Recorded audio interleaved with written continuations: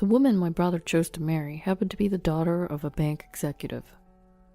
"Please do not come to the wedding," she implored. She despised me, a high school dropout working in construction. My brother's the only family I have, yet she threatened to cancel the marriage if I attended. "Please do not interfere any further," she pleaded. Wanting my brother to be happy, I had no choice but to accept her request. However, where was the groom's brother? My absence caused the wedding to plunge into chaos. My name is Ethan Smith. One morning on my day off, I woke up to a call from my younger brother Jake. "Hey Ethan, you're off today, right?" Yeah, I was actually asleep. I listened to him as I got up and headed to the bathroom. "I met someone I want to marry, and I'd like you to meet her," he said.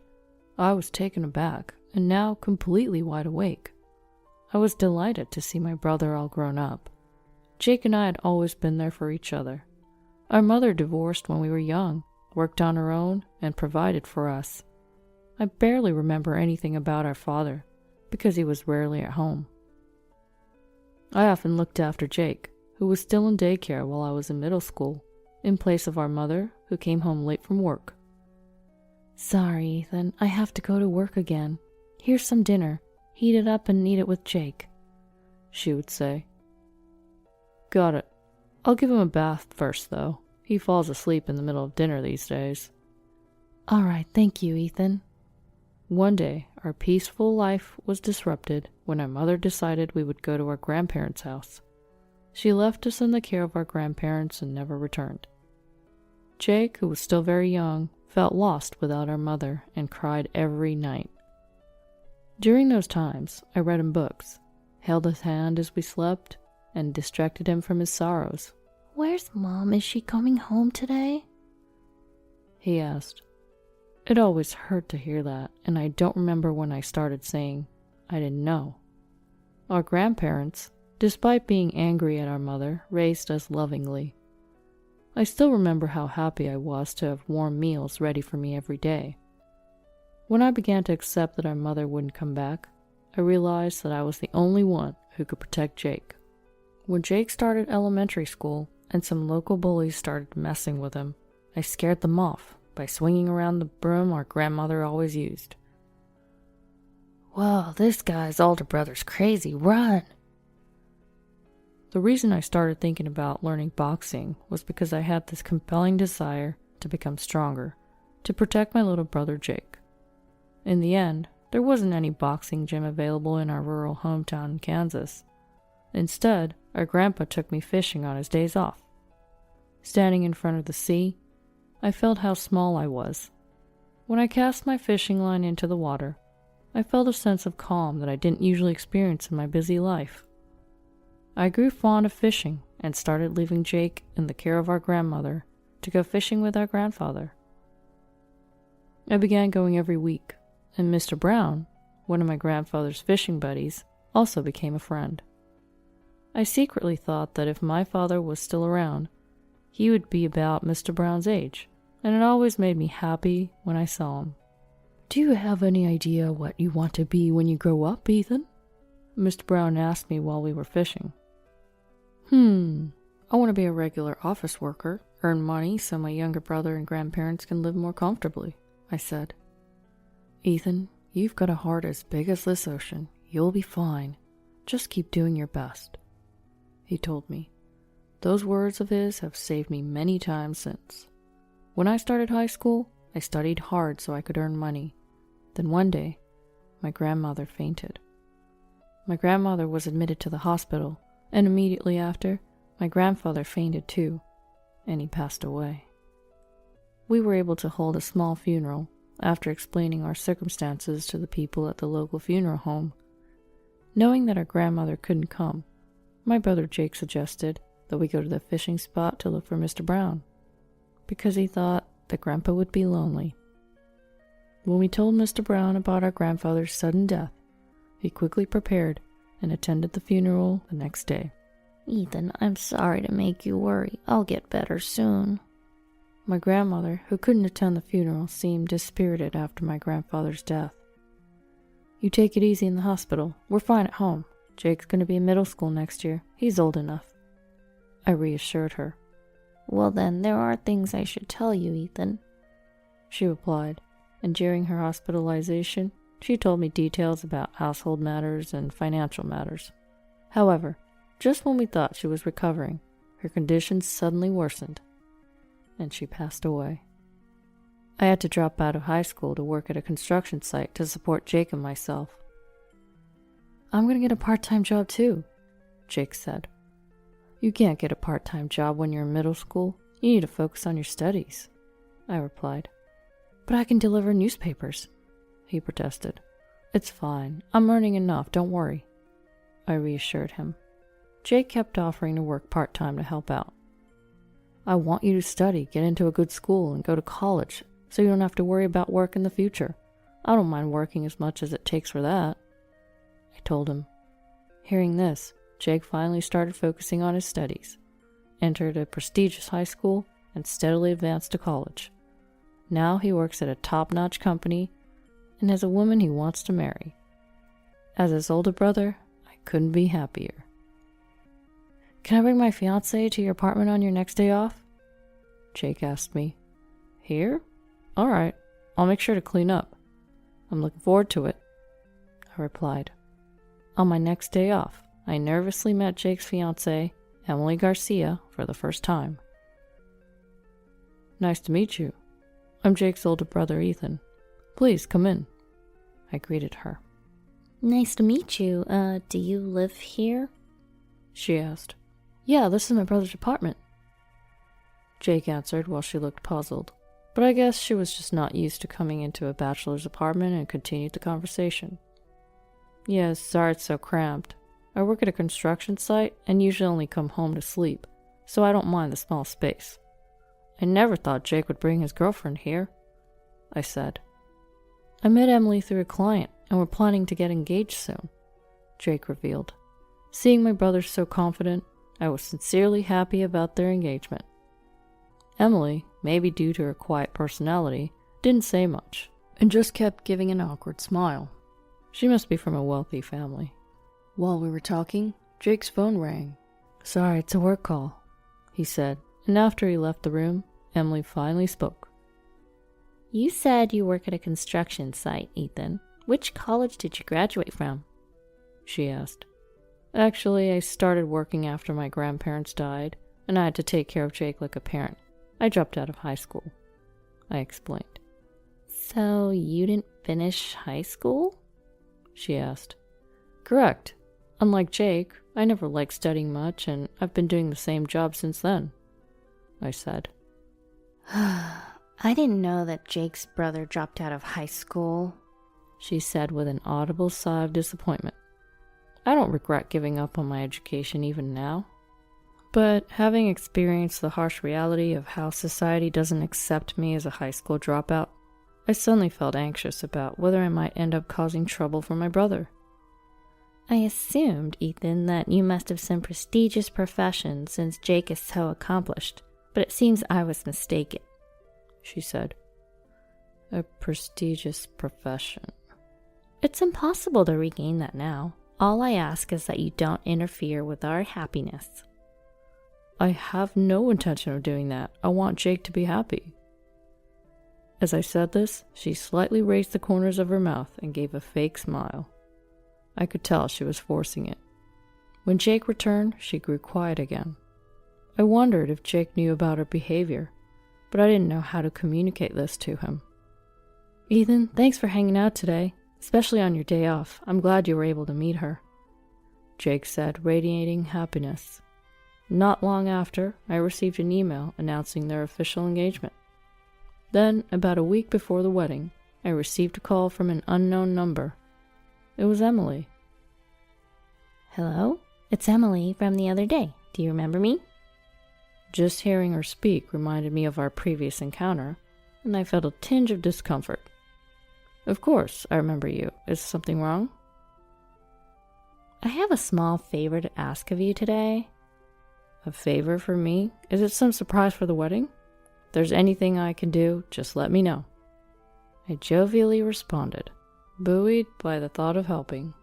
Yes, about the wedding. Could you perhaps not attend? She asked. Excuse me? Not attend? I can't imagine not being there for Jake's wedding. I'm his only family.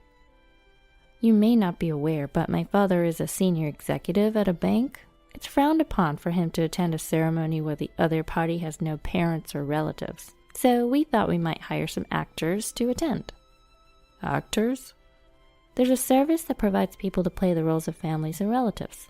They'll come if we ask, so we thought we'd go that route. And Jake is okay with this? Well, the wedding is for me, after all. I plan to discuss this with him, so could you perhaps tell Jake that you have a work conflict? No, please do so.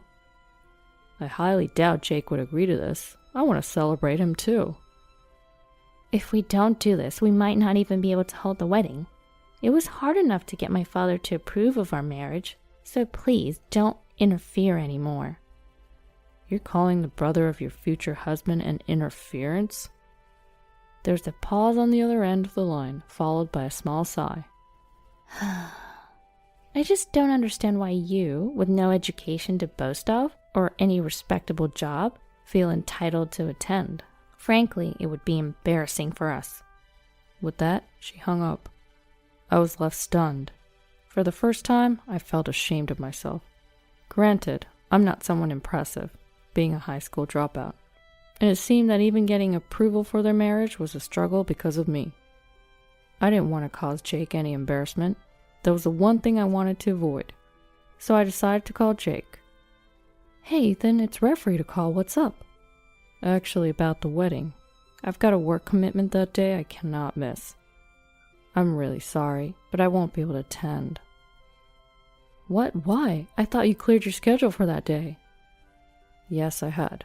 As the supervisor on site, it was hard for me to take a day off, but I made arrangements for that day. I thought about my coworkers who said, "You have to go on that day, congratulate Jake for us."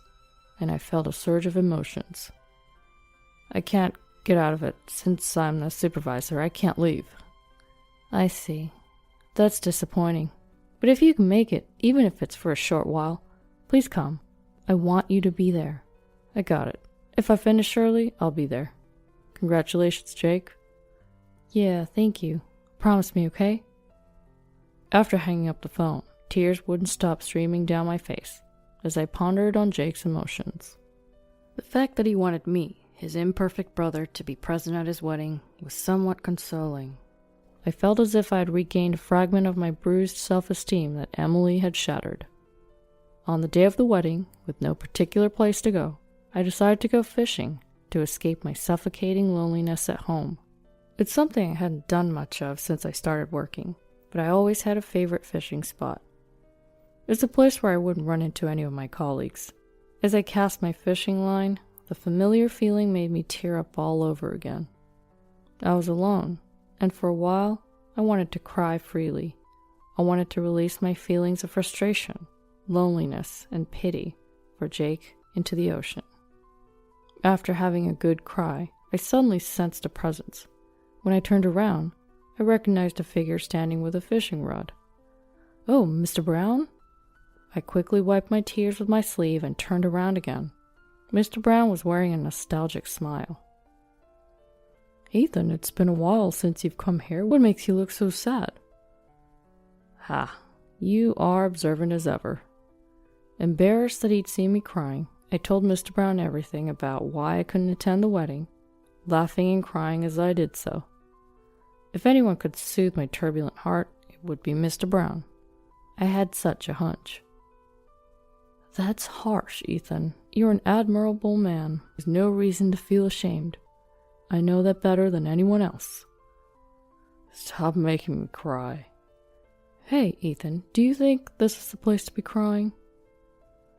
"But if I show up, won't I interfere with Jake's happiness? Do you think your brother will truly be happy if his big brother doesn't come to his once-in-a-lifetime wedding?" "Well, Jake values you more than you think." I remembered what Jake told me. He said he wanted me to come, even if I was late. "You should go. Come on, get going." "Thanks, Mr. Brown. All right, I'll go. I hurried home to get ready for my beloved brother. Each word of Mr. Brown's pushed me forward. When I arrived at the wedding venue, Jake and Emily were still waiting in the backstage room. Bro, you made it in time. I'm so glad. Next to the joyful Jake, Emily suddenly made a sour face. Well, this is inconvenient.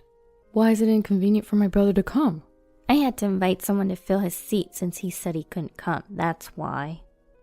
Probably some sort of fake relative, I suppose. With the wedding entrance time closing in, Emily seemed more irritable and frantic than usual. I just wanted to congratulate Jake today. When I said this to Emily, she finally blew up. Ethan, this isn't what we agreed on, is it? Why won't you listen to me? We're running out of time. That's because I'm Jake's brother. And what? Brotherly love? I'm so tired of it. How would it look if someone found out that the groom's brother is someone like you, a high school dropout? Even in front of Jake, Emily yelled. I'll get my dad to kick you out, so don't move! Suddenly, the backstage door swung open roughly, and Emily's father came in looking flustered. Emily, where is Ethan? Wait, what? What's going on, Dad? She asked. One of our bank's major clients just contacted us wanting to close their account. The bank is in panic mode. When I asked for the reason, they said you had... What, me? Emily interrupted.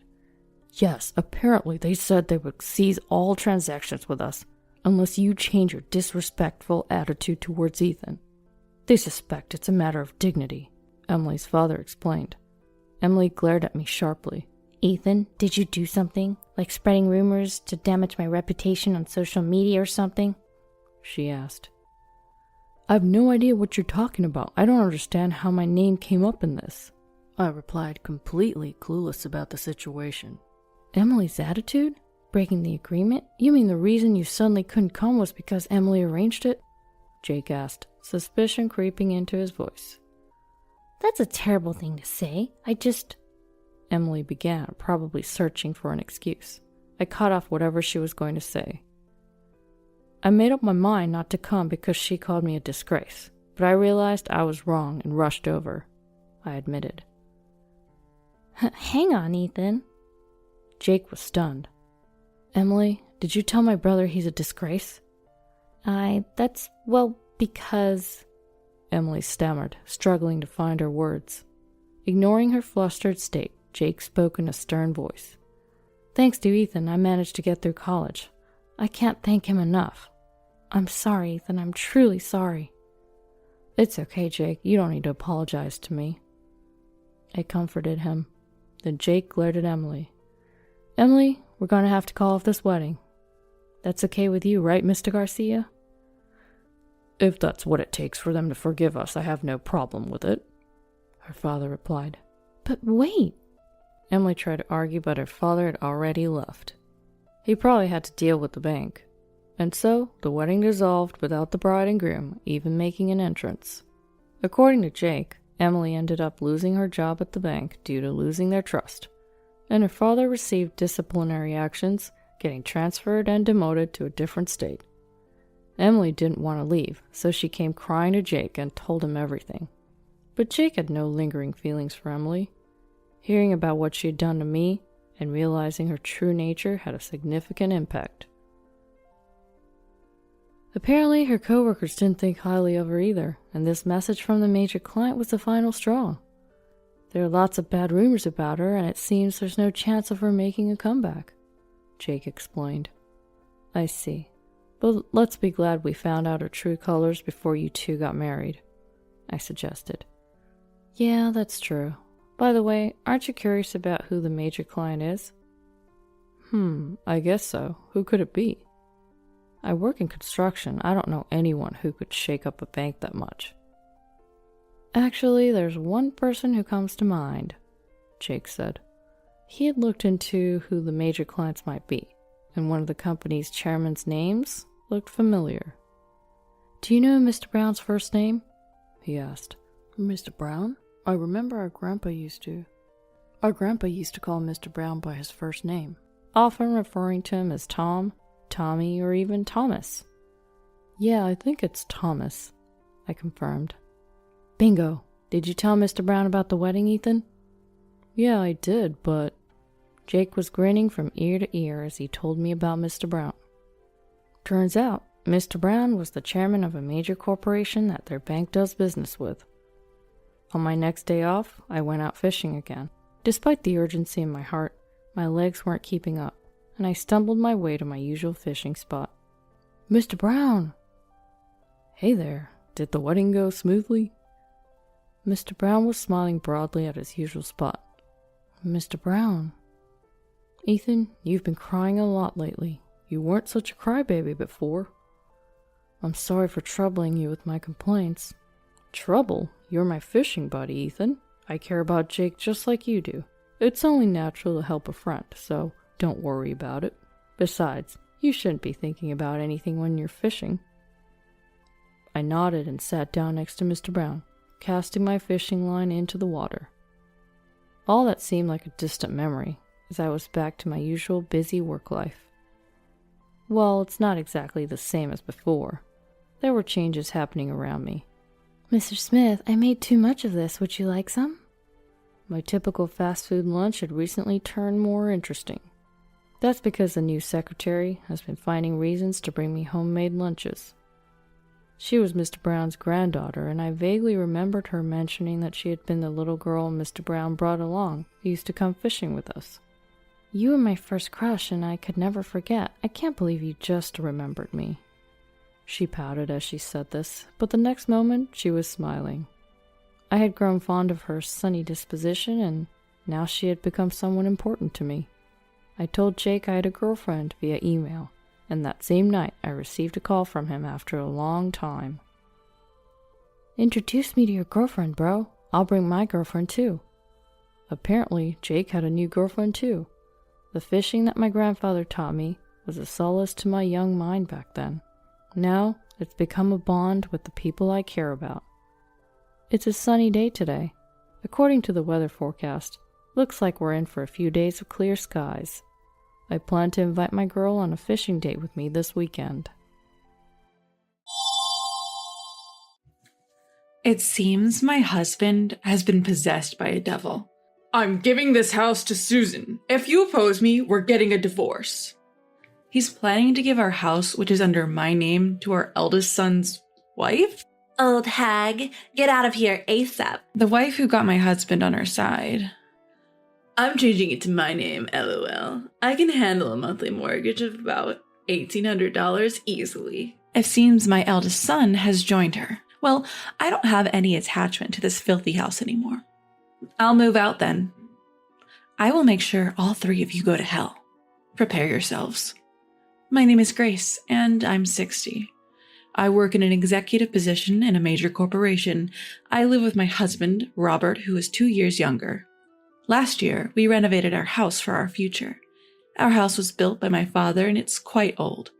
For that reason, it was really worn out, and we wanted to make it easier to live in as we approach our old age. However, because of our age, the loan is a bit high at $1,800. However, it's not an amount we can't afford, and I was told that the loan would be approved since I work in an executive position at a major company.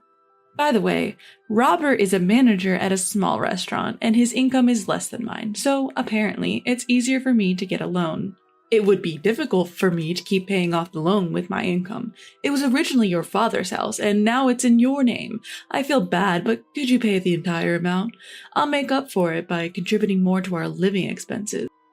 We discussed this together and decided to renovate. Our home has become so beautiful and comfortable that it's almost unrecognizable. I was so happy that by renovating the house where I had spent my childhood, I could continue to live there forever. That's what I thought. I never thought the day when I would have to leave this house would come. One day, my smartphone vibrates. I'm getting married. I was told this by my eldest son, Jack, over the phone. Jack is 31 years old and a section chief at a major company. Our eldest son has always been diligent, dedicating himself to studying and club activities. He's also very dedicated to his work after being an adult. Because of that, I hadn't heard any rumors about his love life. I was really curious about the woman that Jack was thinking of marrying. Indeed, very intriguing. What kind of woman could she be? If Jack likes her, she must be wonderful. But I wonder if she's scheming something. taking advantage of Jack's lack of dating experience. I was half excited, half anxious about the woman our son would be bringing home for the first time. Then came the day of meeting her. A neat woman with brown hair and wearing a white chiffon dress showed up. "I'm Susan, nice to meet you." She had very good manners and a neat appearance, making a great first impression. "Nice to meet you, Dad, Mom." Showing her clean white teeth, she smiled at us. I can entrust Jack to her. That's what I was thinking, and Robert also seemed to feel the same way, smiling broadly. "She's a good girl," as Robert murmured quietly. "I'm very pleased to hear that from you, sir. I'm looking forward to getting along with you," she said, clutching Robert's hand and looking into his eyes. What on earth is she doing? Surprised by her close distance, I pulled back a bit. Jack seemed surprised too, but Robert didn't seem bothered. I wasn't jealous, but it was not a pleasant feeling. What are you doing?" Thinking it wasn't good for Jack, I addressed Susan. Then, in a flustered manner, she said, "Oh, I'm sorry. I shouldn't have done that on our first meeting. I'm really sorry." and immediately let go of Robert's hand. I often hear from everyone that I don't understand personal space. I don't mean any harm, I just end up doing it. I'm really sorry. She doesn't seem like a bad person. But I couldn't hide my surprise at her behavior even though my first impression was good. But Jack was head over heels for her. Also for her behavior. Susan may not understand personal space, but I think that's one of her good points. She approached me even though I'm shy and have trouble approaching women. That's why I'm able to be in a relationship with Susan and even considering marrying her. I didn't expect the usual introverted Jack to change this much due to Susan's behavior. I entrust Jack to you. I had a lot of speculation, but I recognize she's a good person. I approved their marriage, and then things moved quickly and they got married a few weeks later. I wished them all the happiness from the bottom of my heart. Half a year after their marriage, one day. "I'm home, huh?" When I got home from work, I saw a woman's shoes at the entrance. In the living room, there was Susan. "Ah, welcome back, mother-in-law." Looking at the table, there was lots of empty cans and bottles of booze. It seemed they had been drinking. What is this? Why were they having a drinking party without Jack? Being curious, I asked. "Well, when I was coming back home from work, I bumped into Susan. She said she wanted to get along with me better, so we decided to have a drink. But I'm broke before payday, so I suggested we drink at home." Why have a drinking party at home? It would be better if Jack was also there, and I didn't want to intrude on the newlyweds. They could have just drank at Jack and Susan's place. I asked while tilting my head. It would have been fine at our place, but this house is so beautiful. And right now, our place is a mess. Susan, who wasn't pronouncing words properly. I was surprised because she usually speaks politely, but she started speaking casually, probably because she was drinking. But why were they drinking together? Why didn't you invite Jack? For a daughter-in-law to come to her in-law's house alone, and to come for drinks while they're newlyweds, I think it's a little out of the ordinary. From the moment I saw the two of them, I had been looking for Jack. Jack is, he's so caught up in the busy season at work, and I've been working overtime nonstop. That's why I'm just so lonely. Susan starts to cry as she says this. Shush now, Susan, it's not your fault. The one to blame is Jack for leaving his newlywed wife alone. Robert begins to console her, stroking her hair. Oh, daddy-in-law. What a bizarre scene. It's rather nauseating. Hey, Robert, Susan is your daughter-in-law. It's disrespectful to Jack. You shouldn't act like this. I scold Robert for his inappropriate behavior, but then... Don't scold daddy-in-law, please. Susan stands up for Robert. What? Her response was so absurd I couldn't help but blurt out my confusion. I had a lot to say, but after a tiring day at work, I couldn't be bothered. I'm going to take a bath. Please clean up after. I sigh as I head to the bathroom to escape. Then I call Jack to explain the situation. He says he'll stop working and come to pick Susan up right away. I see Susan as a bit eccentric, but Jack must really love her to be willing to leave work and come get her. But it might be a bit challenging to live with her after marriage. I may not be the best mother-in-law, but once Jack arrives, I've decided to offer him some advice on married life. Time flies as I soak in the tub, lost in thought. Feeling a bit lightheaded, I head to the living room, where I find Jack has arrived to pick up Susan. Or so I thought. But despite having driven here, he's drinking. Jack, you drove here, right? You're not supposed to drink. I question him, and he cheerfully replies in a tipsy state. No, Susan said she wanted to drink, so I decided to stay the night. I'm glad my son will be staying over. But the daughter-in-law who's left a bad impression is here too, and all of a sudden, I'm honestly baffled. But Jack's already been drinking. I can give you guys a lift. I really don't want the daughter-in-law to stay over. Despite being tired, I propose to drive them home. But then, No, I feel bad for you. You must be tired too. How about you join us for a drink? Jack suggests with an easygoing smile. I can't say anything more. Huh? At this moment, something felt off. Suddenly, Susan cracked a mischievous smile. Yes, indeed. It was as if she was laughing at my bewildered state. It's just my imagination, right? I tried to convince myself it was just a misunderstanding, but in fact, her incredibly terrific plan had already begun at that point. The next day, Susan kept apologizing for her blunder. I'm truly sorry, she said and left, and I felt relieved as if a storm had passed. Then that day when I got home, Susan was there again. There was no sign of Jack. I was filled with a sense of despair, but the situation was different from the day before. I'm sorry to disturb you again, but I really wanted to apologize, she said, offering me some sweets. I guess I got carried away. My bad. Robert seemed remorseful. It was a bit annoying, but they seemed to be reflecting, so I should let it go this time. I forgave them. Thank you. And maybe because Susan felt quite awkward about the whole thing, she stopped coming over. Frankly, I didn't want to deal with her much, so I was grateful for the outcome. So I thought. Until one day. Robert came to me with a serious face, saying he had something to talk about. As I was wondering what it was and stayed in the living room, Jack and Susan came home. It's been a while. I greeted them, but for some reason, I was ignored? Did they not hear me? As I was wondering, Robert suddenly shouted, I'm giving this house to Susan. If you object, we're getting a divorce. What? As I thought he was suddenly blabbering about he's giving the house to Susan, I didn't understand. As I was taken aback, Mother-in-law, please leave. Susan said that. What? What does that mean? I was in chaos. Hold on, what do you mean you're giving the house to Susan? When I questioned, Robert answered, You've been bullying Susan all this time, doing such a stupid thing. Bullying? Baseless. That's impossible. But no matter how much I argued, Robert wouldn't listen. Shut up, she said so. That's why she was crying that she couldn't come home until now. Robert kept yelling, and Susan was shedding tears. Why did it come to this? Then Jack snapped, as if to join in. I didn't think my mother would do something like that. This is seriously messed up. The more I denied it, the angrier the two of them got, and Susan was overflowing with tears. That's why I'm divorcing you. Get out now. I'm staying here with the two of them. Why on earth should I have to give my house to Susan? When I ask, he retorts, Because Susan is deeply hurt. Normally we should be demanding compensation, but I think there's a better way. To take away your precious house and give it to Susan. That way, it should inflict appropriate damage on you, right? I didn't bully her. Why do I have to be hurt? Besides, there's no way Susan, who quit her job when she got married, can pay an $1,800 loan.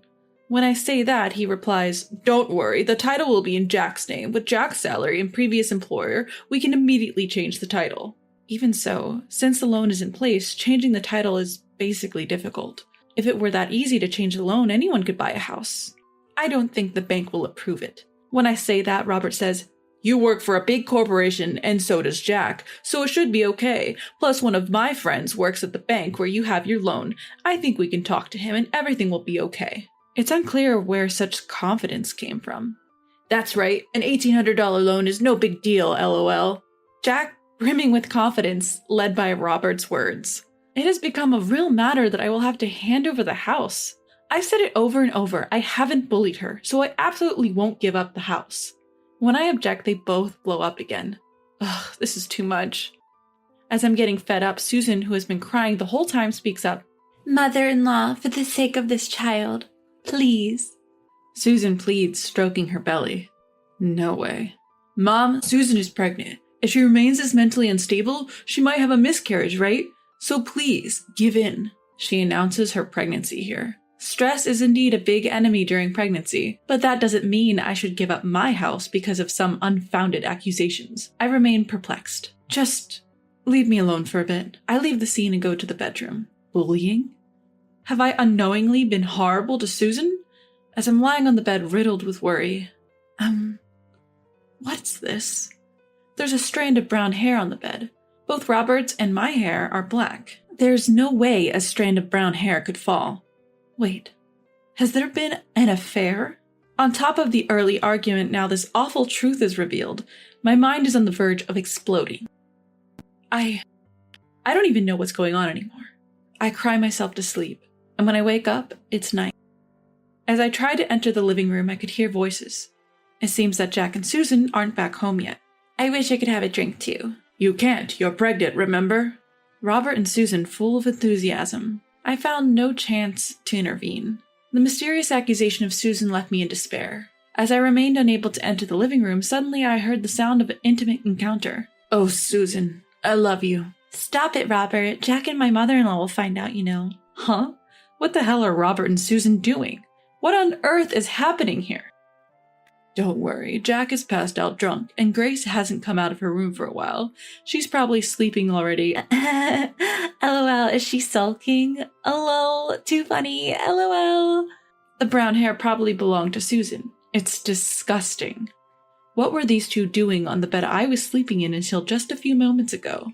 I feel nauseous. I bet they kicked me out and planned to have a good time with Susan, hidden from Jack. My home, a venue for their illicit affair. Fine. I'll let go of this disgusting home.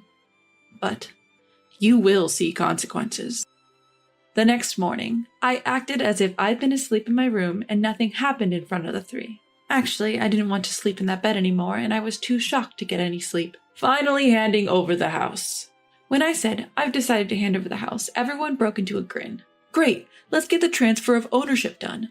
I'm sure I can get a loan approved in no time. Jack is quite excited. This kid probably doesn't know anything. It made me sad, but I won't tell the truth to a son who doesn't listen to his mother and is completely controlled by his wife. Not yet. And then days of hustle and bustle followed with divorce procedures and transfer of ownership. It was quite tough, but somehow we managed to change the ownership. From today, it's no longer your house, Robert cheered. Get out of here, old lady, LOL, Susan whispered into my ear. It pissed me off. I'll leave. You don't have to tell me.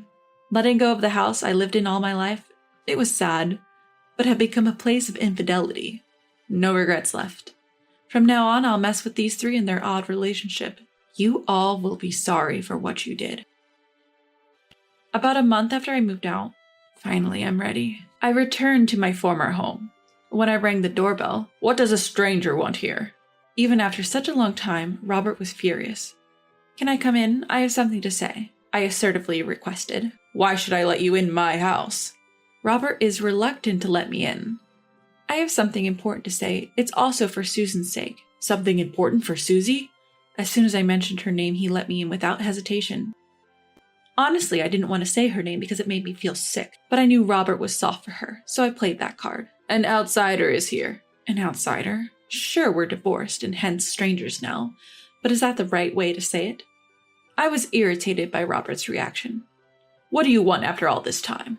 The three of them are on high alert. I want you to look at this. What is this? I laid out the photos. The photos are of Robert and Susan on a date. Actually, since we divorced, I had hired a private investigator to tail them. As a result, I obtained photos of them on a date. Just wait a minute. What? Jack is shocked.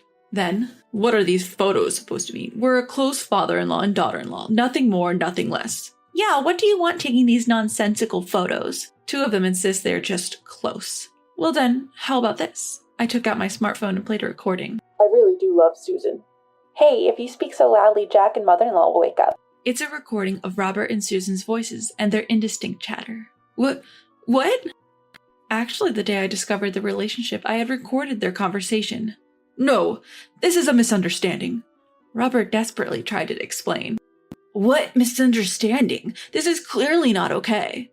As expected, Jack was furious. She kept her head down. I decided to add fuel to the fire. Listen, I hate to ask, but who's really the father of that baby in your belly? Jack's face went pale instantly. Do you mean it's with Dad? No way. My father-in-law was pulling it out every time.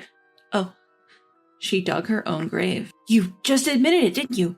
You just admitted it. The three of them shouted. Robert and Jack ended up wrestling each other. Ouch! She seemed to have had a cramp in her stomach due to the fight, interrupting their scuffle. Then I immediately said, I've been saying this all along, haven't I? I haven't been bullying Susan. Could it be that you were lying just to drive me away? To make Jack believe? Jack was taken aback.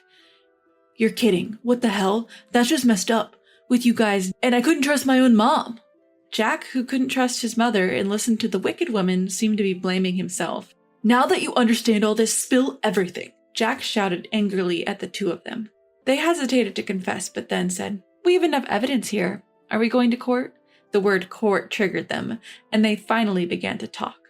Apparently, at first, she seemed to have loved Jack, but when they came to our newly renovated and beautiful home for their marriage proposal, she wanted a house like ours. My parents' house was pretty run down, and I was jealous of a beautiful house like this. The interior was quite nice too, she explained while shedding tears. The woman who wanted a house seemed to have planned to win over Robert on the day of the marriage proposal. So she intentionally ambushed Robert after his work without inviting Jack and drank at home. For several months that Jack did not come home, she nurtured love with Robert and seemed to have planned to push me out. Then you should have proposed to live together from the beginning. When I said that, she paused and then answered, I have a bad image of a mother-in-law. My mom and grandma at home fought every day because grandma was bullying my mom. I didn't want to live with a mother-in-law. The only way to live comfortably in a beautiful house was to get the mother-in-law to leave. Surely, with such an image, one would not want to live with a mother-in-law, but stealing your father-in-law. However, what did Robert think about this fact? I knew I was being used, but when she came to greet me, held my hand and smiled, Robert, who fell in love, knew he was being used, but he seemed to have done such a thing to abandon me and keep her by his side. You guys, you're the worst. When Jack said so, the two of them lowered their heads and shed tears. After that, Jack naturally divorced.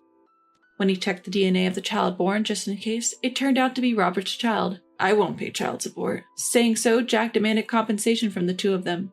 Of course, me too. I can't believe I'm suing my own father for compensation. I patted Jack's head as he sighed in disbelief. That crazy woman had thrown us all for a loop. But the one who's going to regret messing up her life more than any of us is her from here on out. And my hunch was right on the money. Fast forward 2 years, she remarried Robert and decided to stick it out without divorcing, for the sake of their child. She then put the child she had given birth to in daycare so she could work. Oh look, Uncle, came to pick you up today. Apparently, she's been getting the side eye from other moms at the daycare. The kids seem to be getting along fine, but she's feeling down because she can't make any mom friends. And when she tried to explain her divorce and remarriage to Robert to her own parents, they were furious, and their anger was directed at Robert. She's been estranged from them ever since. All of this is her own doing. And as for that house, Jack is living there alone. I wanted to sell it, but that would be too harsh on Mom. After all, this is the house where she's been living since she was born, right? A house full of memories. I just can't sell it. I told him I didn't care and that the house was creepy after all that, but he was so guilt-ridden that he couldn't sell it. And maybe because I've been saying that house gives me the creeps too much, he had it professionally cleaned and he threw out all of Robert and Susan's belongings. And Jack, who did all that for me, said, even though it was because of that woman, I did something terrible to Mom. I know you probably won't forgive me, but please, visit me or come to the house on a whim and let me show you some devotion. And with that, he gifted me with a ticket for a hot springs trip. Jack has definitely shown remorse. I can't forgive him yet, but I think I'll try to work towards rebuilding our parent-child relationship as it once was. I'm sorry for the unappealing meal my unattractive daughter-in-law has prepared. My mother-in-law scolded me in front of our relatives during my father-in-law's 60th birthday celebration. She's not only unattractive, but also inept. I'm truly ashamed. What a disaster. Where was my dependable husband, who always cared for me? Was he tending to our daughter? He was nowhere to be found. As soon as I arrived at my in-laws' house, Feeling fit as a fiddle, my mother-in-law suddenly complained of chronic back pain and became unable to move as the party preparation began. She delegated all the preparation work to me. Later, she continued to belittle me in front of our gathered relatives who were there to celebrate my father-in-law. She turned the once lively and cheerful mood into something resembling a wake. Then, my father-in-law stood up and broke the silence. Is that all you have to say? No one could have foreseen the series of unimaginable events that this single phrase would trigger. I'm Sarah, and I'm 35 years old. 6 years ago, I married my husband, Michael, who is 3 years younger than me. We also have a 5-year-old daughter. My mother-in-law seemed displeased with me since I was older than her son. Every time we visited her house during New Year's, Memorial Day, or national holidays, she'd make sarcastic remarks at me in my husband's absence. I wish I had a younger, vibrant, and cuter daughter-in-law, not a woman full of age spots like you. Do I really look that old? Yes, very! Don't you see your own face in the mirror every day? It does hurt to be criticized about your appearance, especially as a woman. But I thought it was better not to make a big deal of it since we had only met a few times a year. However, this seemed to irritate her even more and she began to use more harsh words. You're quite thick-skinned for an old woman. You don't get upset no matter what I say.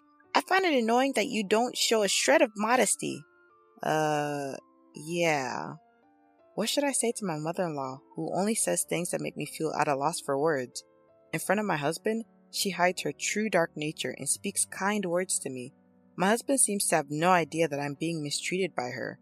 But if I were to accidentally vent my frustrations, I would likely be the one blamed, so I've always held back. Visiting the house with my mother-in-law present felt truly burdensome. However, it was a significant celebration for my kind father-in-law's 60th birthday. Many relatives were gathering, and we were having a grand event, so I decided to attend. My father-in-law is a quiet man who doesn't talk much, but he wraps me in his subtle kindness. When I'm feeling down because of my mother-in-law's nasty words, he gently approaches me and speaks to me. Sarah, if you're having a hard time, feel free to tell me. If it's alright, I'd like to be there for you. I wonder if my father-in-law realized that I was being harassed by my mother-in-law. But to protect me from further harassment behind the scenes, he consciously refrained from openly supporting me.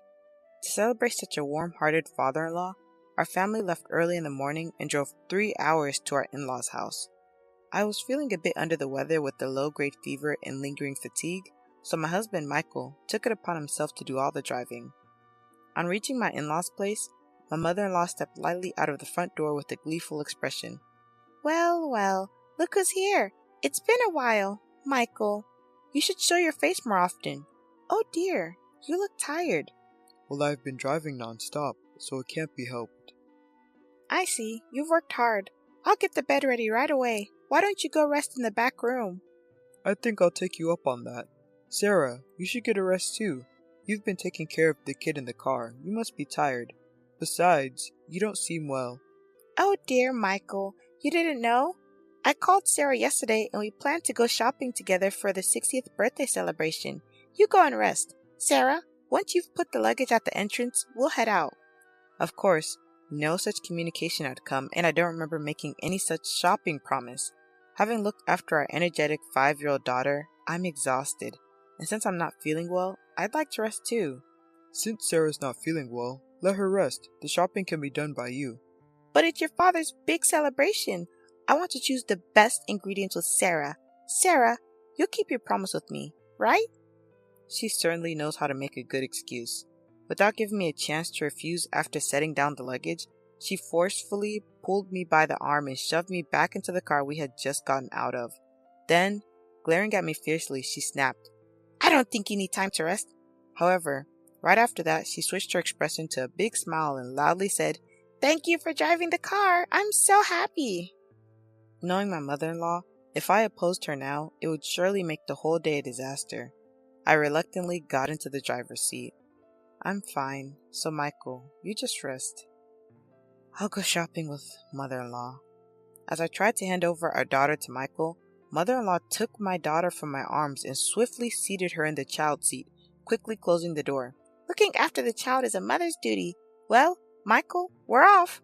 Once she got into the passenger seat, Her sweet tone from before completely changed as she started berating me.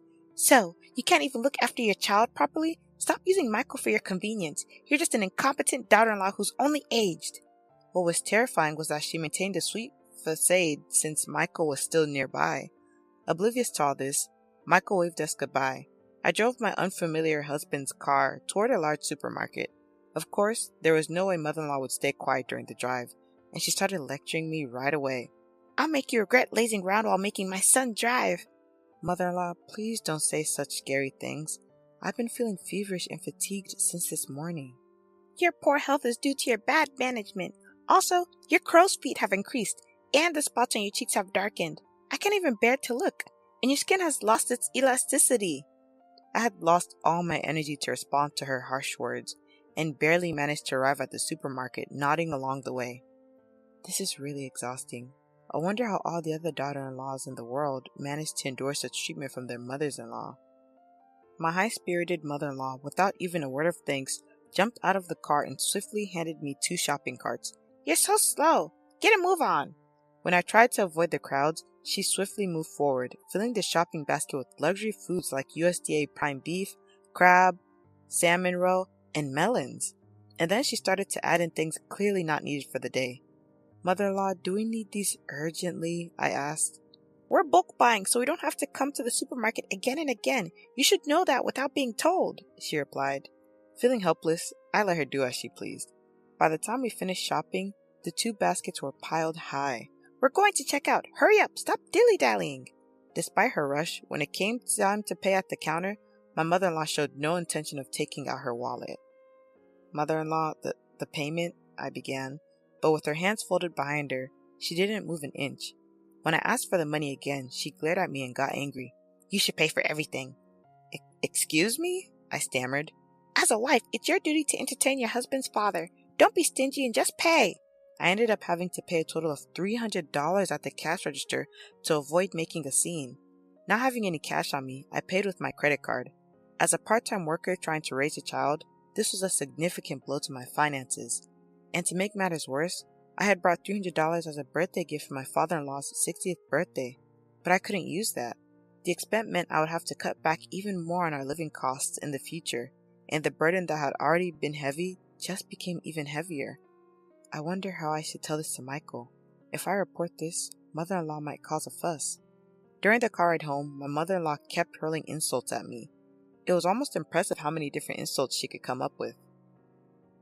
By the time we arrived home, my husband was still asleep, probably due to exhaustion. Upon seeing this, my mother-in-law smiled slyly and began to take advantage of me. After you put away the groceries, go weed the garden right away. Please, can I rest a bit? You have no right to defy your mother-in-law. This is the consequence for making Michael drive alone. So this is what you meant by making me regret, I murmured. If you have time to move your mouth, just go and move your hands. Hurry up, we're short on time. After weeding, clean the bathroom and the toilet. Despite the unfairness of the situation, I had no choice but to endure it for the day. I weeded the garden and then cleaned the grimy, yellow-stained bathroom and toilet, thinking that once the 60th birthday celebration was over, I wouldn't have to see my mother-in-law for a while. My husband woke up just as I had finished cleaning and looked surprised to see me. Sarah, are you okay? If you're not feeling well, don't overwork yourself. Take a break now. Thank you. I'll take you up on that offer. Ouch! That hurts! Just as I was about to lie down, my mother-in-law suddenly let out a loud yell, clutching her back. Although she had been lively just moments before, she started complaining about sudden back pain. My mother-in-law, who always presents a gentle demeanor in front of my husband, suddenly let out a weak voice. This is troublesome. My back hurts so much, I can't do anything. My chronic back pain has flared up again. I won't be able to cook before the relatives gather. Sarah, you're my only hope. But oh, what should I do? As much as her sorrowful demeanor seemed a bit staged, if her chronic back pain was genuine, then it would indeed be impossible for her to stand in the kitchen. Reluctantly, I pushed my weary body, asked my husband to look after our daughter, and started cooking. Sarah, are you sure you're okay? I'm fine. I always cook, remember? To my husband, I put up a brave front, but my body was already fatigued. Yet, it was an important day for my father-in-law. I felt that I couldn't afford to take a break. My head is spinning. and somehow the smell of food is making me sick. But I have to keep going for my father-in-law. After I managed to finish cooking, my father-in-law came into the kitchen to check on me. You've worked hard. Thank you for preparing all this food. Not at all. It's for you. Please enjoy it later. After that, the relatives started gathering one after another. Everyone wished my father-in-law well, creating a lively atmosphere. As we finished the toast and were about to start eating, my mother-in-law started saying something shocking. I'm sorry, everyone, but due to my chronic back pain flaring up on this important birthday celebration, the food was all cooked by my daughter-in-law. I apologize for the unappetizing food made by my unattractive daughter-in-law. Both my father-in-law and husband froze at my mother-in-law's sudden outburst. My daughter-in-law is not only unattractive, but she's also clumsy, a total failure. It's truly pitiful. Ouch! My mother-in-law exaggeratedly rubbed her back, continuing to disparage me. She's so clumsy that without my support, she can't do anything. I wonder if she can even take care of her own child. I'm so worried about whether Michael can manage with such a woman as his wife. What was supposed to be a festive atmosphere quickly turned gloomy, resembling more of a wake than a celebration. My usually supportive husband, who was supposed to be looking after our daughter, was nowhere to be found. At that moment, my father-in-law, who had been sitting quietly, suddenly stood up.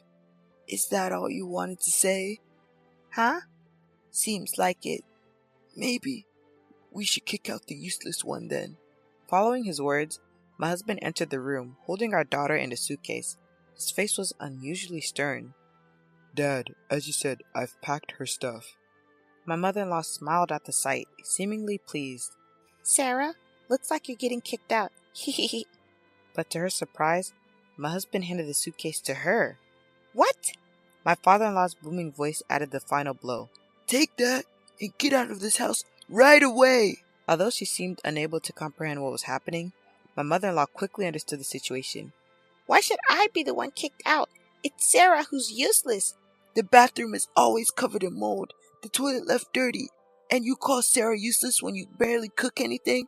Not to mention how harshly you've been treating her. I've had enough. It's the mother-in-law's duty to discipline the daughter-in-law. I was only pointing out her shortcomings. Discipline? What era do you think we're living in? Realizing that an angry father-in-law, eyebrows raised, wouldn't take her side, mother-in-law turned to her usual theatrics and began crying to my husband. Michael, don't misunderstand. We might need to take care of your father someday, right?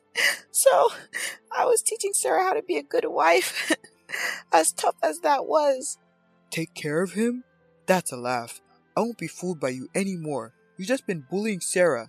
Even today, despite feeling unwell, she came along to celebrate Dad's 60th birthday. Sarah volunteered to celebrate, didn't she? Don't lie. You also made her pay for the groceries, didn't you? I found a receipt from today in her bag when she was trying to take out candies for our daughter. It shows that Sarah paid with her credit card. I just asked her to pay because I didn't have any cash on hand. I was planning to pay her back, honestly. Really? If I hadn't noticed, you would have just kept quiet. I've turned a blind eye to the common mother-in-law and daughter-in-law issues, but you're going too far. I'm fed up with living with a spiteful old woman. Seeing my husband and father-in-law turn away from her, mother-in-law began to blame me with all her usual acting prowess, tears streaming down her face. So, Sarah has been making false accusations about me. That's terrible. You're all making me the villain. No, I haven't said anything, but it's a fact that you've been bullying me, isn't it? For the sake of father-in-law and my husband, who had gone to great lengths for me, I gathered the courage and spoke the truth for the first time. I would no longer let mother-in-law have her way. That's right. We heard about it from Mia. We also know about the nasty comments you made about Sarah at the supermarket and in the car. Afterwards, you made Sarah do all the weeding and cleaning the bathroom and the toilet. Yeah, Grandma was mean to Mommy. She made her clean a lot of places. You can't trust what a child says. Mia doesn't lie. Let's check the dash cam footage. That should clear everything up. Michael, could you do that? Good idea, Sarah. I'll do that right away. What is that? Ignoring his mother's question, Michael went to the car parked outside, started the engine, and began playing the dash cam footage. The latest device, which can also record the inside of the car, was installed, so even facial expressions were clear. Ah, it's showing. She was saying these things. I'm shocked. Everyone, come over here and watch this. Relatives who had followed to see what was happening all checked the footage. Upon viewing, they began to comment. This is terrible indeed. Wow, this is the worst. Mother-in-law, who had stayed in the house insisting she wasn't at fault, began to panic as the atmosphere grew tense and ran barefoot toward the car. Everyone was taken aback by her swift movements, despite her supposed back pain. So, the back pain was just an act then. I'm all better now. After casually responding to my words, she tried to awkwardly seat herself in the driver's seat to turn off the dash cam. But she was firmly held by my father-in-law, making it impossible for her to move. Stop this right now. Don't look at them. But it was too late. No amount of yelling could help her. With all her misdeeds exposed, my mother-in-law, stunned and speechless, sank down helplessly. That's when my father-in-law casually handed her a single piece of paper. I filled in my part. You just need to write your part and submit it. What? Isn't this a divorce form? I had it prepared just in case. I never thought I'd have to use it. Don't ever cross my doorstep again. Wait a minute. I promise to stop harassing Sarah. Please forgive me. The sight of my mother-in-law begging for forgiveness with tears in her eyes was truly pitiful. But this too was likely an act. I firmly pushed my mother-in-law away. You let the cat out of the bag about bullying your daughter-in-law at the end. I will never forgive you. You might want to leave before the neighbors gather around. Oh no, this is terrible. The commotion attracted the attention of neighbors who watched from a distance. Perhaps not wanting to make a scene, she promptly took the divorce form and suitcase, and her supposed back pain was nowhere to be found. She rushed out of the garden. The villain had been dealt with, but I returned home filled with guilt. I'm sorry for all this during your 60th birthday celebration, Dad. When I earnestly apologized, he responded, Sarah, you did nothing wrong. I'm sorry for all the trouble we've caused. Let's start over. My father-in-law smiled. The relatives also watched with kind expressions. Later, they praised the dishes I had prepared and ate heartily. At that moment, all the fatigue seemed to fly away. Thus, we celebrated my father-in-law's 60th birthday in a grand manner. My mother-in-law, who was initially reluctant to agree to the divorce, eventually agreed, and they divorced amicably. It was also revealed that she had been misappropriating funds from my father-in-law's account, and she was ordered to repay $10,000 that she had spent recklessly. Unable to find work due to her lack of experience, she now works as a janitor in an office building late at night. With barely any money left, she lives in a rundown apartment that's seen better days. On the other hand, I found out that I was pregnant with my second child. It seemed that the feeling of discomfort I had earlier was due to my pregnancy. 5 months have passed since then, and my husband Michael has been very caring. The ultrasound revealed that we're expecting a boy. Both Michael and my father-in-law are looking forward to his arrival. Already excited, my father-in-law sent over blue baby clothes. My adorable daughter is overjoyed at the thought of having a younger brother, and practices taking care of a baby with her dolls every day. Watching her gives me immense happiness. My name's Justin. I'm 32 and I run my own business. Today, I'm out with my wife, Lily, visiting an open house for a newly built condominium complex. Wow. A brand new condo complex, huh? I heard there are 3 different model units, each with a unique concept. I wonder what the concepts are. It's exciting, isn't it? Definitely. The person I spoke with when we booked our visit was so pleasant it made me look forward to it even more. We were buzzing with anticipation as we headed to the property. The area, recently revitalized, was becoming increasingly popular, and quite a crowd had gathered for the open house. Excuse me, we had an appointment for the open house? We approached a sales representative standing by the condo. When we spoke from behind, he turned around with a pleased look on his face. But then, "You two are here for the tour?" The salesman frowned in an instant and stared at us, the couple, rudely. We weren't dressed inappropriately or anything. He sighed heavily and jerked his head toward the entrance. "Please, go this way." "Thank you." We were a bit taken aback by his strange behavior, but with the presentation time closing in, we made our way to the venue. Oh, this room is so cute. I liked the classy one we saw earlier, but I love bright colors, so maybe this one is more my style. By the time we were exploring the model units, Lily and I had forgotten all about the sales rep and were completely absorbed in evaluating the rooms. The windows are large, which gives a sense of openness, and the view isn't half bad, right? It might be a big plus. As for the layout, well, this type would provide plenty of storage, even if we have a lot of stuff. Doesn't that sound good? After we'd looked around all the rooms, we settled down at one of the provided tables and started looking through the brochures, discussing our impressions. At that moment, the same sales rep from before brought some refreshments and started serving them to each table.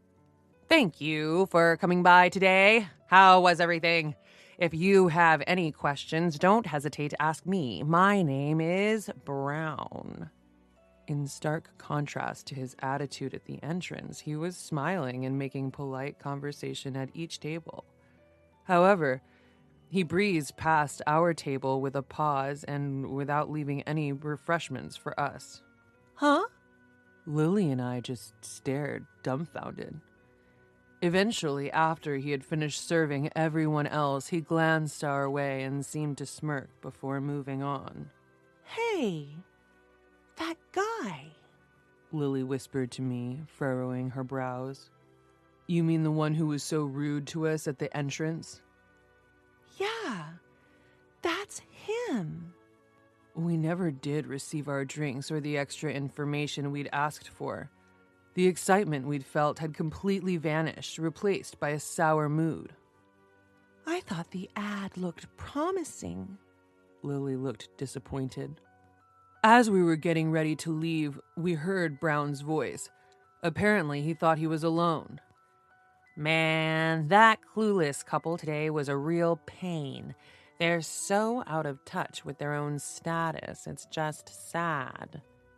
No kidding. Brown shook his head. I saw from a distance they parked their car in the coin-operated lot. They rolled up in a tiny compact car. Never thought they were here for the tour. They looked so plain and broke. They should know their place. Lily and I looked at each other. It seemed like Brown was talking about us. Indeed, we had arrived at the venue in our compact car. Compared to those decked out in designer wear we spotted at the viewing, our attire may have seemed modest. Why should I waste my valuable time on folks like that? I ignored them. They were dumbfounded. Ha ha. Mr. Brown, isn't that not quite right? From now on, let me handle the refreshments and materials.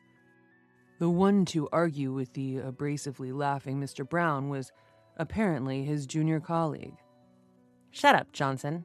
Don't be presumptuous as a newbie. I am the one who will be managing the contracts. You wouldn't dare undermine me for the incentive, would you? No. No, I didn't mean to. In response to the harshly spoken Mr. Brown, the junior named Johnson closed his mouth, looking distressed. From the following exchanges, it became apparent that the one taking care of all the preparations was Johnson, while Mr. Brown was cherry-picking the good parts of customer service. It kind of ruined my mood. On the way home, Lily let out a sigh. Since we remember these things, let's pass on this apartment today. It's a shame because the show suite was so nice. But it just doesn't feel right. I agree. If we proceed with this, we will likely have to face Mr. Brown again, and given what happened today, I can see where this is going. We decided to look into other properties after discussing it. 2 weeks later... Justin, what do you think about this property? Lily said, pointing at the PC screen. It's a bit over budget, but I'd like to go and see it.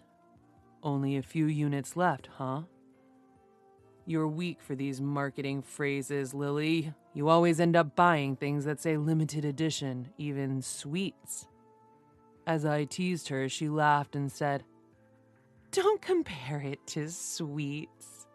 And we quickly clicked on the button to book a viewing. However, the day of the viewing brought back the nightmare. It happened when we arrived at the venue and tried to get the documents. "You gotta be kidding. Give me a break." A slight tongue click and a familiar voice rang out. When we turned towards the sound, there was Mr. Brown, who had bad-mouthed us at the show suite viewing the other day. We didn't expect to see him again so soon. And upon closer inspection, the person we had asked for the documents was none other than Johnson, the junior colleague. I involuntarily pulled my hand back from taking the documents, but Johnson, who seemed to not remember us, looked puzzled. Then, Mr. Brown interjected. "Excuse me, what is your profession?" His rude question irked me, but I decided to see how he'd react first. "I'm self-employed." "Huh?" Upon hearing my answer, Mr. Brown didn't even bother to hide his mocking expression. "This place is out of your league. It's a waste to even show the last unit on the top floor to people like you, got it?" Mr. Brown, with the feeling that we should go home quickly, started to turn us away. At his behavior, I was the one to say, "What?" this time.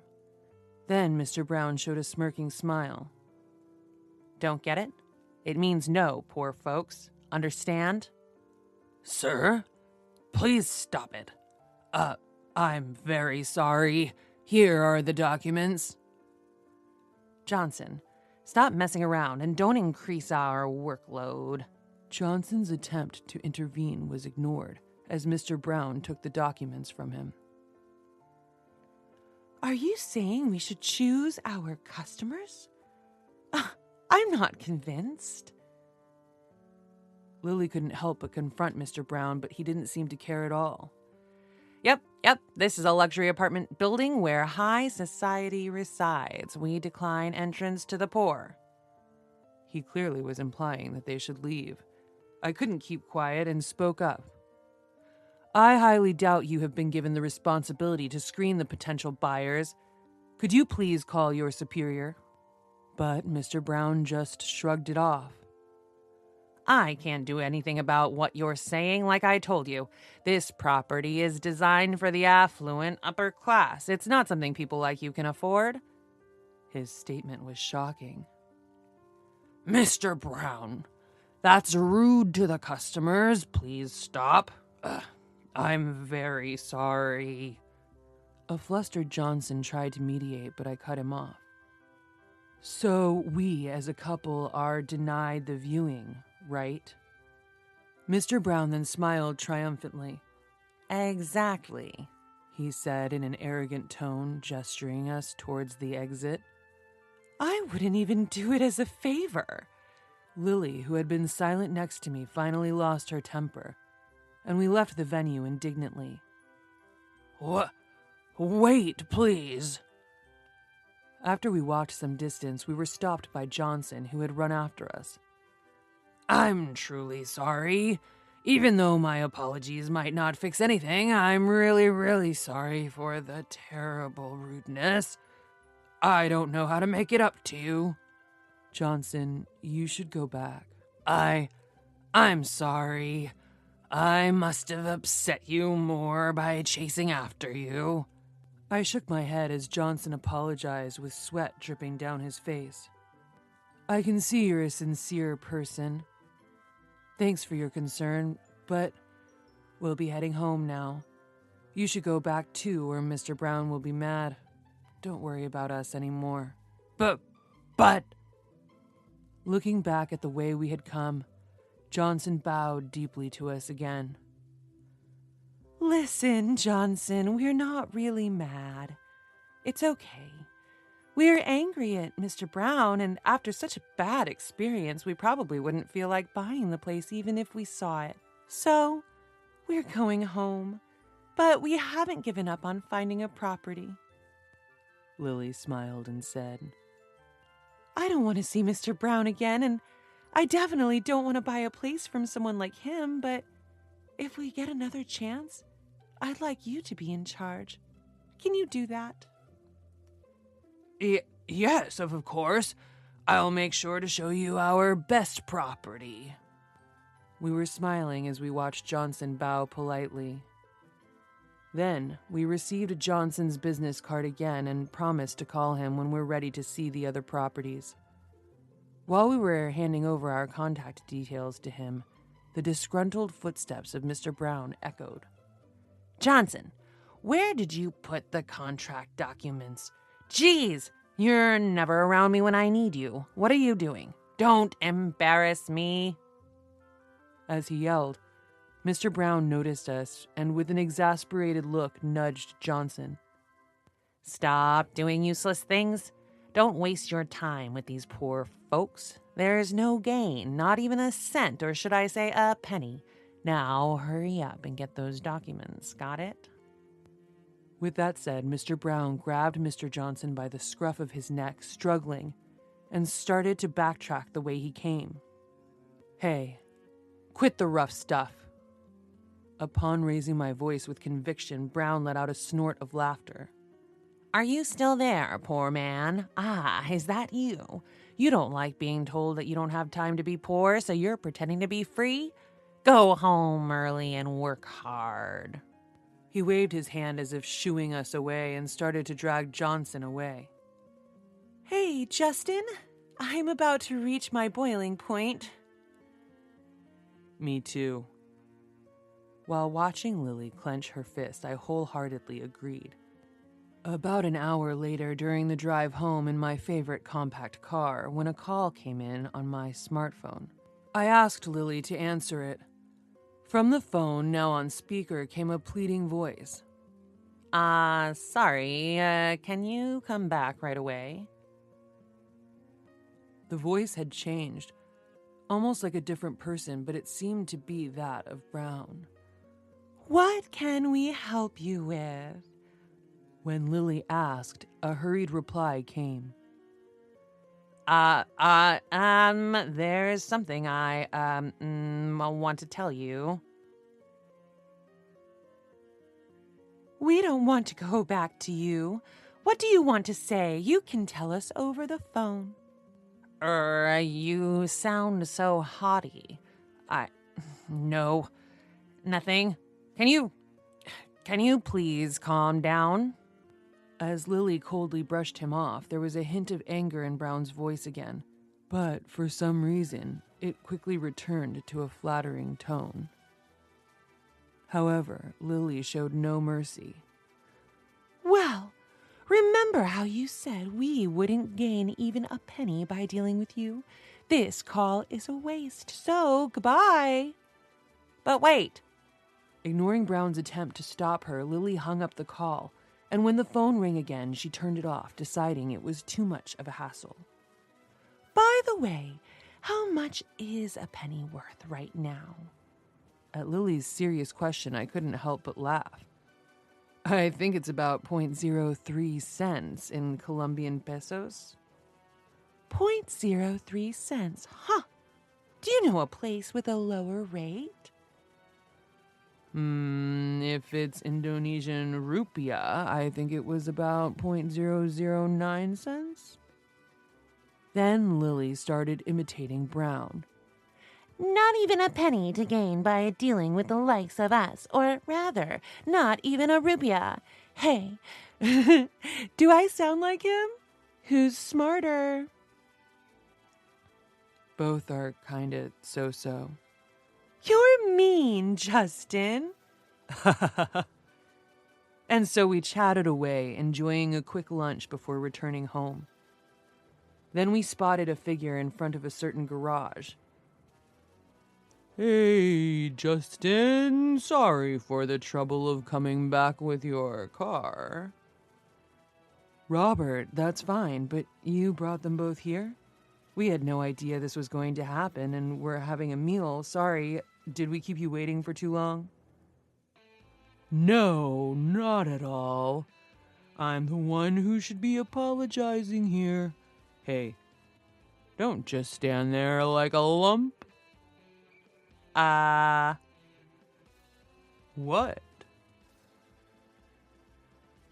The one being threatened and shaking with fear was Brown, who had called us poor. Next to him, Johnson looked bewildered. Feeling sorry for him, I decided to reassure Johnson by revealing the truth. Johnson, relax, it's okay. Robert, the vice president of his company, and I are college buddies. Eh? Not only Johnson, but also Brown opened their eyes wide in surprise. Actually, Justin and I were attending the open house at the request of Robert.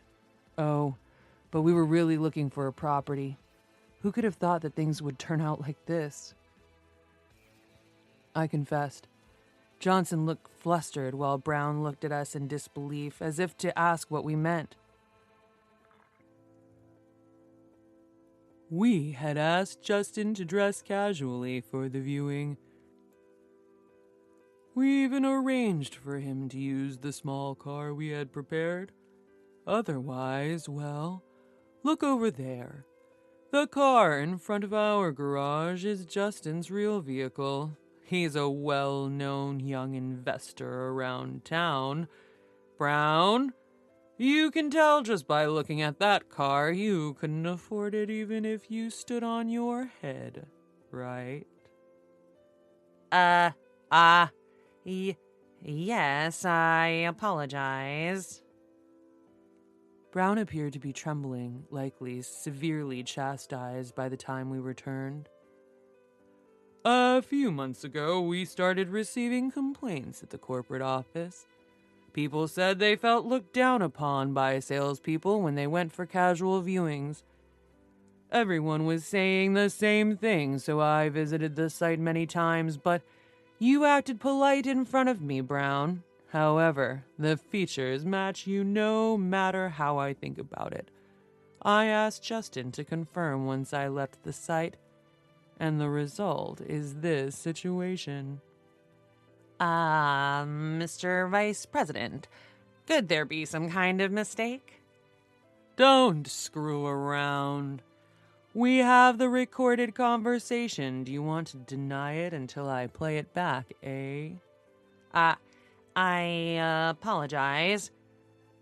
Brown tried to make excuses, but of course that wasn't going to work. He wilted under Robert's scathing words. You're apologizing to the wrong person. I am really sorry. Brown lowered his head as if he were trying to bury it into the ground. But if saying sorry would be enough, there would be no need for the police. Don't think this ends here. You'll take full responsibility. Brown shrank back even more, looking as if he were about to cry upon hearing Robert's muttered threat of damages. I'm sorry. It really was all my fault, but the compensation. Brown approached me and Lily as if begging us to shelter him. Robert was the one to grab him by the scruff of his neck. Don't you dare joke around. You assumed based on the appearance and labeled the other party as poor. It's a big mistake to think rich people flaunt their wealth. Do you know how many cancellations we received from high-profile clients due to your reckless behavior? As Robert lectured him in a low voice, Brown grew smaller and smaller. You ruined our company's reputation with your sales tactics. You can understand my anger, right? But please forgive me. No chance. Brown's eyes rolled back as he collapsed to the ground. It's been a while since I saw Robert lose his cool like this. It reminded me of our college days. Back then, Robert had stood up for me when I was bullied. He fought upperclassmen to protect me, getting beat up in the process. And once again, Robert saved not just me, but me and my wife, Lily. I owe him big time. I'll treat him to his favorite steak next time. A few days later, Robert invited us for another property viewing. Johnson, of course, was the one in charge until a formal decision was made. Brown had received a pay cut and demotion, working as an office grunt. It seems only natural he's getting a tough time from everyone considering how he treated them before. Yes, I'll clean the table right away. I'll get the documents. I'm sorry, I'll get them. I could faintly hear the distinctly different voice of Mr. Brown from before. Later, Mr. Brown was sentenced to pay damages and was struggling to make repayments without his title or duties. Meanwhile, thanks to Mr. Johnson, we managed to acquire our ideal home.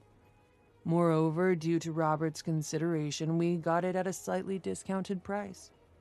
Mr. Johnson also seemed to be making great strides in his performance and was enjoying better treatment.